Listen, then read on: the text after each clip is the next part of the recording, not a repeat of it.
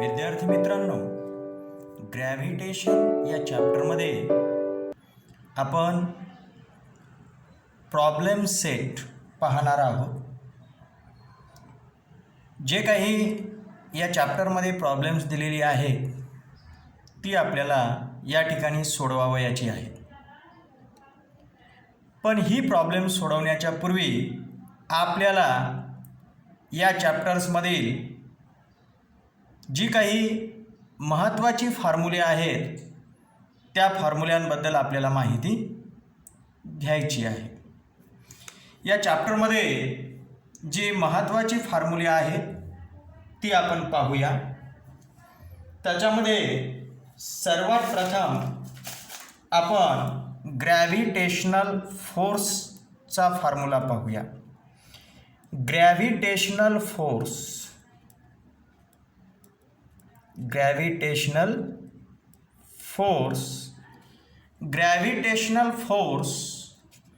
काढण्याचा जो फॉर्म्युला आहे तो या प्रकारे आपल्याला लिहिता येईल.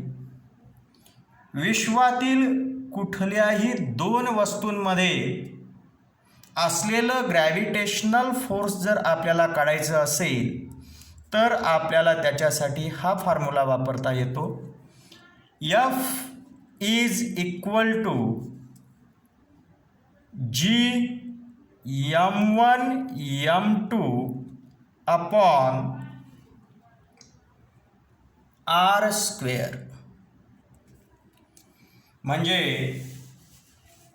या ठिकाणी पहा की विश्वातील दोन वस्तूंचं हे मास आहे. एका वस्तूचं m1 आहे, एका वस्तूचं m2 आहे आणि या दोन वस्तूंमधील जे डिस्टन्स आहे ते r आहे. तर अशा वेळी आपल्याला हा फॉर्म्युला त्या दोन वस्तूंमधील ग्रॅव्हिटेशनल फोर्स काढण्यासाठी वापरता येतो. जर या दोन वस्तूपैकी एक वस्तू आपली पृथ्वी असेल तर म्हणजे अर्थ असेल तर आपल्याला हाच फॉर्म्युला या पद्धतीने वापरता येईल. F is equal to G mm upon r square.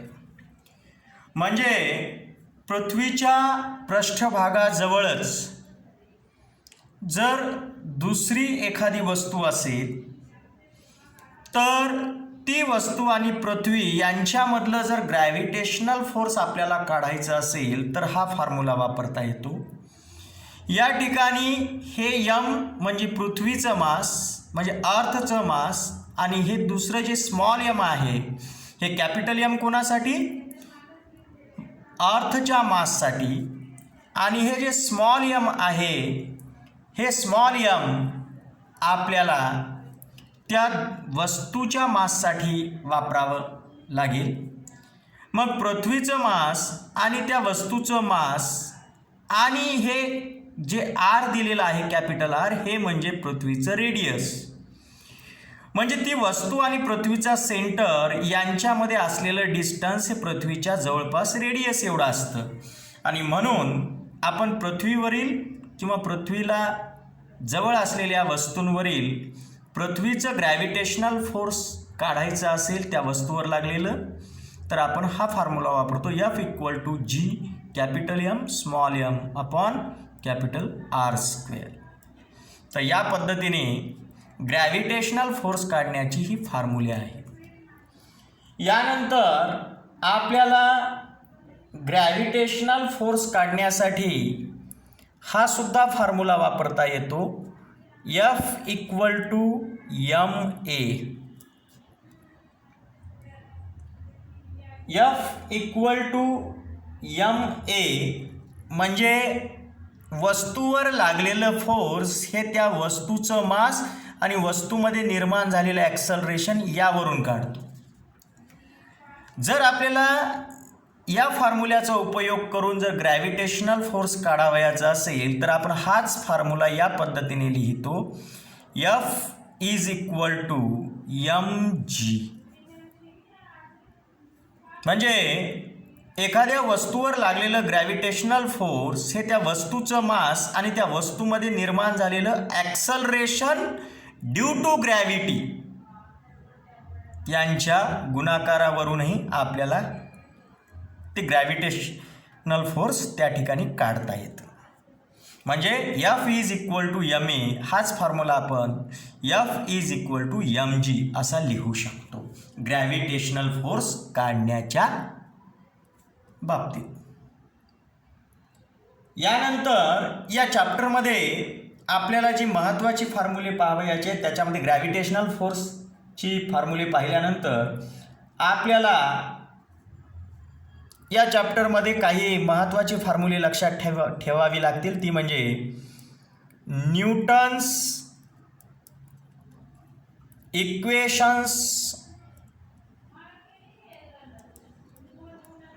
Of motion.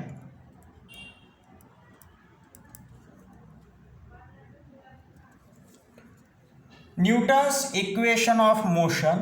न्यूटनची 3 इक्वेशन्स आहेत मोशनच्या बाबतीमध्ये. पहिला जो इक्वेशन आहे तो व्हेलॉसिटी टाइम रिलेशन इक्वेशन आहे. व्हेलॉसिटी टाइम रिलेशन इक्वेशन आहे.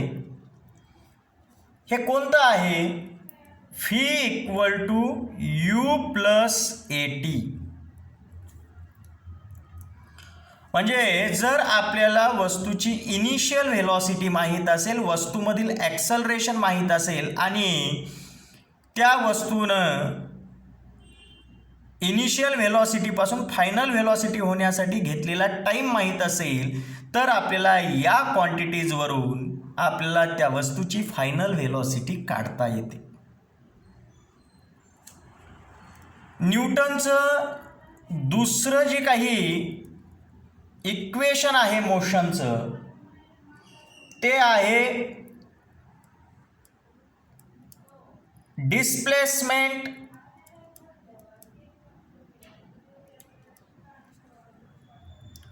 Time relation equation. यासाठी आपण फॉर्म्युला वापरतो S equal to ut plus half at square. ut plus half at square म्हणजे इनिशियल व्हेलॉसिटी, वस्तूने घेतलेला सुरुवातीपासून शेवटपर्यंतचा टाईम आणि वस्तूमधील ॲक्सलरेशन जर आपल्याला माहीत असेल तर त्या वस्तूनं कव्हर केलेलं डिस्टन्स किंवा त्या वस्तूचं झालेलं डिस्प्लेसमेंट हे आपल्याला या फॉर्म्युल्याने काढता येतं. त्यानंतर आपल्याला न्यूटनचं थर्ड इक्वेशन ऑफ मोशन पाहायचं आहे. हे इक्वेशन ऑफ मोशन जे काही आहे ते व्हेलॉसिटी डिस्प्लेसमेंट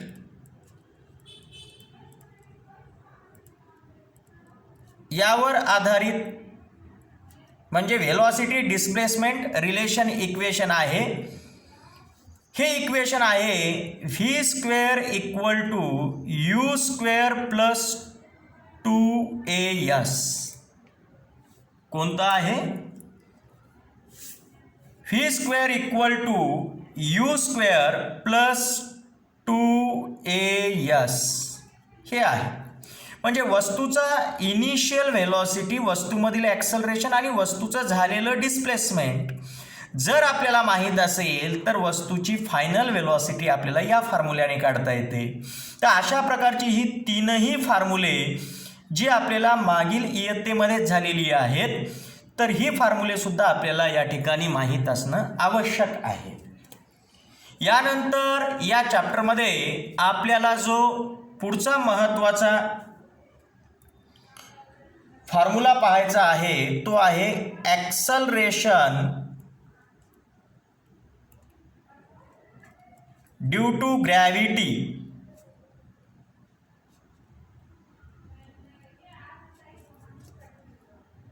या ॲक्सलरेशन ड्यू टू ग्रॅव्हिटीचा आपल्याला या ठिकाणी फॉर्म्युला पाहायचा आहे. हा फॉर्म्युला याप्रमाणे आहे, G equal to GM upon R square. म्हणजे पृथ्वीचं मास आणि पृथ्वीचा रेडियस यावरून आपल्याला वस्तूमध्ये निर्माण होणारी ॲक्सलरेशन ड्यू टू ग्रॅव्हिटी काढता येते. पृथ्वीवरील कुठल्याही वस्तूमध्ये जी ॲक्सलरेशन ड्यू टू ग्रॅव्हिटी निर्माण होते ती पृथ्वीचं मास आणि पृथ्वीचा रेडियस यावर डिपेंड असते. तर या फॉर्म्युल्याने आपल्याला ॲक्सलरेशन ड्यू टू ग्रॅव्हिटी काढता येते. या ठिकाणी हे कॅपिटल जी जे दाखवलेलं आहे ते म्हणजे युनिव्हर्सल ग्रॅव्हिटेशनल कॉन्स्टंट आहे. त्याची किंमत कॉन्स्टंट असते आणि ती 6.673 इंटू 10⁻⁻11 न्यूटन मीटर स्क्वेअर पर किलोग्रॅम स्क्वेअर आहे.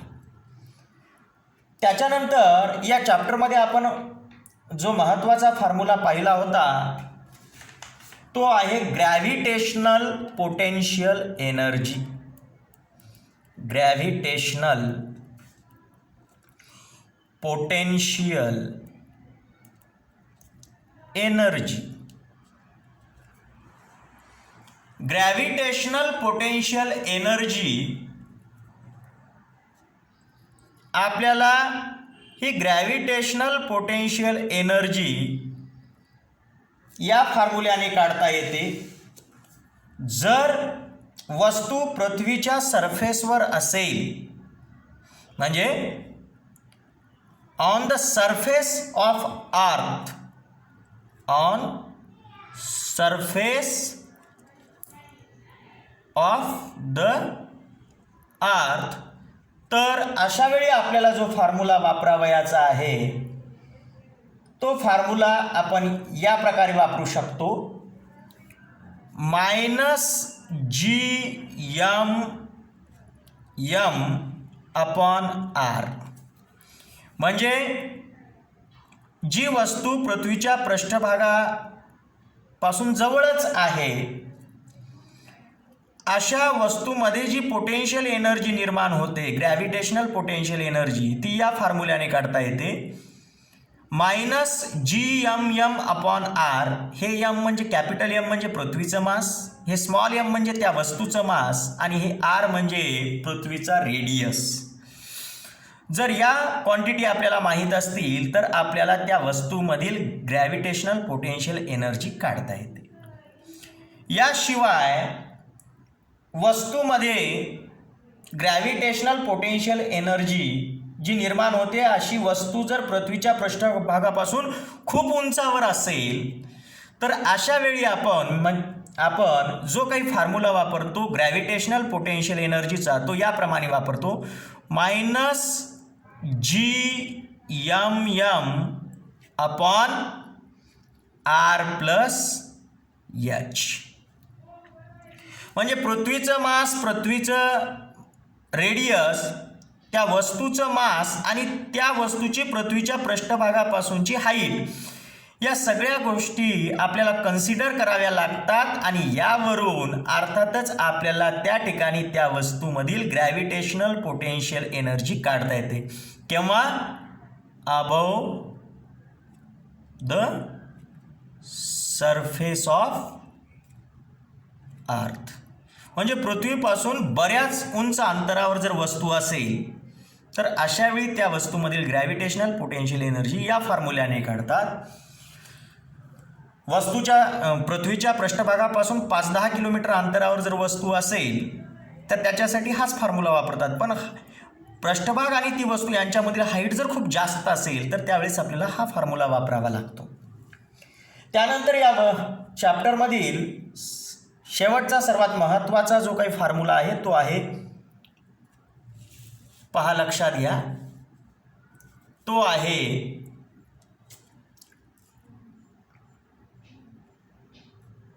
Escape velocity. एस्केप व्हेलॉसिटी काढण्यासाठी आपल्याला हा फॉर्म्युला वापरता येतो √2gm/r किंवा मग दुसरा आपल्याला फॉर्म्युला वापरता येतो इस्केप व्हेलॉसिटी काढण्यासाठी, तो म्हणजे √2gr. जर आपल्याला पृथ्वीचं मास आणि पृथ्वीचा रेडियस दिलेला असेल किंवा कुठल्याही प्लॅनेटचा मास आणि रेडियस दिलेला असेल तर त्या ठिकाणी वस्तूची इस्केप व्हेलॉसिटी या फॉर्म्युल्याने काढता येते. आणि त्याच्याऐवजी जर मास आणि रेडियसच्या ऐवजी पृथ्वीचा किंवा कोणत्याही प्लॅनेटचा जर आपल्याला त्या ठिकाणचं ॲक्सलरेशन ड्यू टू ग्रॅव्हिटी दिलेली असेल आणि त्या प्लॅनेटचा रेडियस दिलेला असेल, मुख्यतः हे आपण अर्थवरीलच सांगतो, म्हणजे अर्थचा मास आणि अर्थचं रेडियस दिलेला असेल तर पृथ्वीवरून वस्तू इस्केप करण्यासाठी जी व्हेलॉसिटी आपल्याला त्या वस्तूमध्ये सुरुवातीला निर्माण करावी लागते वस्तू सोडताना, ती इस्केप व्हेलॉसिटी या फॉर्म्युल्याने काढता येते √2gm/r. पण आपल्याला जर पृथ्वीचं मासच्या ऐवजी आपल्याला जर त्या वस्तूमधील ग्रॅव्हिटेशनल ॲक्सलरेशन आणि पृथ्वीचा जर रेडियस दिलेला असेल तर त्यावेळी आपल्याला त्या वस्तूची इस्केप व्हेलॉसिटी या फॉर्म्युल्याने काढता येते √2gr. तर यापैकी कुठल्याही दोन फॉर्म्युल्यापैकी एक फॉर्म्युला वापरून आपण त्या प्रकारचा प्रॉब्लेम म्हणजेच गणित सोडू शकतो. तर अशा प्रकारे या चॅप्टरमध्ये एक सांगायचं जर म्हटलं तर ग्रॅव्हिटेशनल फोर्सचा फॉर्म्युला पाहिला, दुसरा आपण पाहिला Newton's equation of motion, 3 equation पाहिले, velocity time relation equation, displacement time relation equation आणि व्हेलॉसिटी डिस्प्लेसमेंट रिलेशन इक्वेशन, ही तीनही फॉर्म्युले आपण पाहिलेली आहेत. त्यानंतर ॲक्सलरेशन ड्यू टू ग्रॅव्हिटीचा आपण हा तिसरा महत्त्वाचा फॉर्म्युला पाहिलेला आहे, G=gm/r², हा फॉर्म्युला आपण पाहिलेला आहे. त्यानंतर आपण या ठिकाणी जो चौथा फॉर्म्युला पाहिलेला आहे ग्रॅव्हिटेशनल पोटेन्शियल एनर्जीचा. पुन्हा एकदा लक्षात घ्या की पृथ्वीच्या सरफेसवर जर वस्तू असेल किंवा पृथ्वीच्या सरफेसपासून जवळच जर वस्तू असेल तर त्यावेळेस ग्रॅव्हिटेशनल पोटेन्शियल एनर्जी त्या वस्तूमध्ये जी निर्माण होते किंवा असते तर ती ग्रॅव्हिटेशनल पोटेन्शियल एनर्जी आपण -gmm/r या फॉर्म्युल्याने काढतो. या ठिकाणी हे m म्हणजे पृथ्वीचं मास, हे स्मॉल m म्हणजे त्या वस्तूचं मास आणि हे r म्हणजे पृथ्वीचा रेडियस. तर या फॉर्म्युल्याने आपण त्या वस्तूमधील ग्रॅव्हिटेशनल पोटेन्शियल एनर्जी काढतो. केव्हा? जेव्हा वस्तू पृथ्वीच्या सरफेसला जवळच असते तेव्हा. पण वस्तू जर पृथ्वीच्या सरफेसपेक्षा खूप उंच असेल, above the surface of the earth, पृथ्वीच्या पृष्ठभागापासून खूप उंच असेल, तर अशा वेळी आपण ग्रॅव्हिटेशनल पोटेन्शियल एनर्जी काढण्यासाठी हा फॉर्म्युला वापरतो -gmm/r+h. हे m म्हणजे पृथ्वीचं मास, हे स्मॉल m म्हणजे त्या वस्तूचं मास, हे कॅपिटल R म्हणजे पृथ्वीचा रेडियस आणि हे h म्हणजे त्या वस्तूची पृथ्वीपासून असलेली हाईट. म्हणजे पृथ्वीचा रेडियस आणि पृथ्वीच्या पृष्ठभागापासून त्या वस्तूची असलेली हाईट या दोघांची बेरीज करून अर्थातच आपल्याला हे डिस्टन्स घ्यावं लागतं. पण पृथ्वीच्या पृष्ठभागावर जर वस्तू असेल तर त्या ठिकाणी फक्त पृथ्वीचं रेडियस घेतला तरीही चालतो, हे आपण इथं लक्षात घेतलं पाहिजे. आणि अशा प्रकारे हे फॉर्म्युले आपल्याला वापरून त्या वस्तूमधील ग्रॅव्हिटेशनल पोटेन्शियल एनर्जी काढता येते. अर्थातच कोणता फॉर्म्युला घ्यावयाचा ते आपल्याला त्या प्रॉब्लेमवरून ठरवावं लागेल. त्यानंतर या चॅप्टरमधील महत्त्वाचा आणखीन एक फॉर्म्युला जो आहे तो म्हणजे पाचवा महत्त्वाचा फॉर्म्युला, तो म्हणजे इस्केप व्हेलॉसिटीचा. वस्तूमधील मुक्तिवेग आपल्याला काढावयाचा असेल तर आपल्याला इस्केप व्हेलॉसिटी काढण्याचे हे दोन फॉर्म्युले वापरता येतात. आपल्याला पृथ्वीचं मास आणि पृथ्वीचा रेडियस यावरून इस्केप व्हेलॉसिटी काढता येते वस्तूची, किंवा आपल्याला वस्तूमधील ॲक्सलरेशन ड्यू टू ग्रॅव्हिटी किंवा ग्रॅव्हिटेशनल ॲक्सलरेशन आणि पृथ्वीचा रेडियस जर माहीत असेल तरीही आपल्याला वस्तूमधील इस्केप व्हेलॉसिटी काढता येते. तर ही महत्त्वाची 5 फॉर्म्युले तुम्हाला लक्षात ठेवावी लागतील. ही 5 प्रकारची जी फॉर्म्युले आहेत, ग्रॅव्हिटेशनल फोर्सचे फॉर्म्युले हे आपल्याला लक्षात ठेवावे लागतील. त्यानंतर न्यूटन्स इक्वेशन ऑफ मोशन हे 3 इक्वेशन आपल्याला लक्षात ठेवावे लागतील. आणि त्यानंतर ॲक्सलरेशन ड्यू टू ग्रॅव्हिटीचा फॉर्म्युला आपल्याला लक्षात घ्यावा लागेल. त्यानंतर ग्रॅव्हिटेशनल पोटेन्शियल एनर्जीचे हे फॉर्म्युले आपल्याला लक्षात घ्यावे लागतील. आणि इस्केप व्हेलॉसिटी याचे हे फॉर्म्युले आपल्याला लक्षात घ्यावे लागतील. तर अशा प्रकारची ही फॉर्म्युले तुम्ही एका कोऱ्या कागदावर लिहून ती पाठ करावी आणि लक्षात ठेवावी, जेणेकरून या चॅप्टरमधील ग्रॅव्हिटेशन या चॅप्टरमधील आपल्याला ही फॉर्म्युले त्या चॅप्टरमधील प्रॉब्लेम सोडवताना उपयोगी पडतील. तर अशा प्रकारची ही फॉर्म्युले अर्थातच तुम्ही लक्षात ठेवा. धन्यवाद.